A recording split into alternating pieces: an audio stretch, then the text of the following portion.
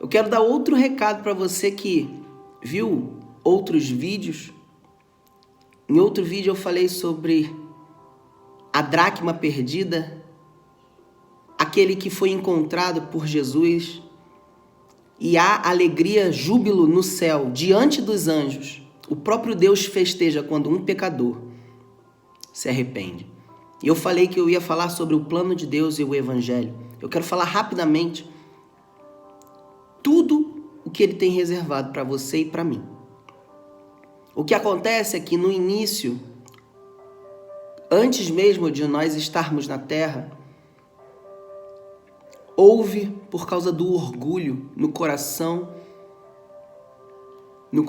de Lúcifer, houve, por causa do orgulho, gerou-se o pecado. O pecado começou no céu. E quando nós fomos criados na terra, esse arcanjo poderoso, o sinete da perfeição, cheio de orgulho e soberba, ele fez uma proposta para o ser humano que Deus havia acabado de criar. Ele falou através da mulher, falou para ela que se ela desobedecesse a Deus, comendo do fruto que Deus mesmo falou para que eles não comessem, eles obteriam o conhecimento do bem e do mal e seriam como Deus. Então ele os tentou na própria vontade de serem como Deus e conhecerem o bem e o mal. Porém, eles não estavam preparados para isso. E naquele momento que eles desobedeceram a Deus, eles perderam a condição de santos, glorificados, de puros. E o pecado entrou através de Adão. Na matriz que era Adão para toda a humanidade, a partir dele, aquele pecado seria multiplicado. E a comunhão do homem com Deus foi quebrada naquele momento. O espírito do homem morreu naquele momento e não tinha mais contato com o Espírito Santo de Deus. E naquele momento, Deus vem à terra, tanto é que Adão se esconde por medo, porque Deus teve que entrar no físico para poder falar com Adão. Adão, o que tu fizeste? E ali é liberada uma maldição. Uma maldição que vem sobre toda a humanidade. No suor do teu rosto comerás o pão. A mulher terá as dores multiplicadas do parto, e a serpente comerá o pó da terra. Porém, inimizade entre a serpente e o descendente da mulher. Ali estava declarada a guerra.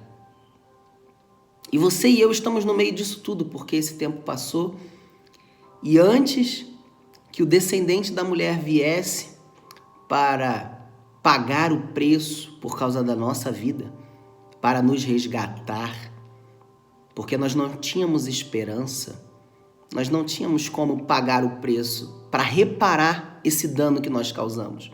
Porque o dano que nós causamos, a ofensa que nós causamos, foi ao ser eterno. Então o preço é gigante. O preço de ofender a Deus é do tamanho de Deus. É uma dívida que nós não podíamos pagar. Então o próprio Deus, vendo que nós não teríamos condição de pagar, ele já sabia disso, ele já tinha reservado para nós o seu próprio Filho. Ele mesmo veio à terra, o próprio Deus tornou-se carne através do nascimento de um humano. Ele mesmo cumpriu a sua promessa que o descendente da mulher iria esmagar a cabeça da serpente. Jesus Cristo veio à terra e ele foi à cruz, pagou o preço por você e por mim e oferece a você e a mim a oportunidade, a graça de estarmos entregando a nossa vida a Ele, porque Ele nos comprou. E todos aqueles que voluntariamente dizem: eu não quero mais fazer parte do império das trevas, mas sim agora eu quero fazer parte do reino da maravilhosa luz, de Jesus, ele diz: eu já comprei você. Se você aceitar, você me dá a sua vida. E ao momento que a gente era escravo das trevas e do pecado, porque quando a gente perdeu a nossa autoridade lá no Éden, Satanás, ele dominou sobre o mundo. Ele se tornou o príncipe deste século. E nesse momento em que Jesus faz esse sacrifício, ele compra de volta o direito do homem de governar. Mas isso só pode ser feito no governo de Jesus. E outra coisa que ele faz na cruz ele já libera para Deus, o Pai, a chance, o momento de dar fim a todo o pecado. Porque agora eu e você, o homem, que antes não conseguia resistir ao pecado, agora temos uma chance.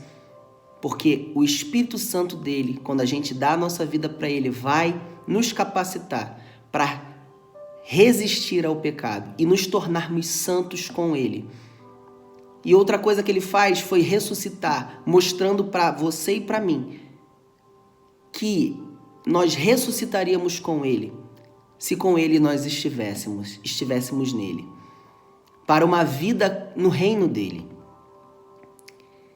E quando abriu-se essa situação, agora Deus pode executar o extermínio do mal.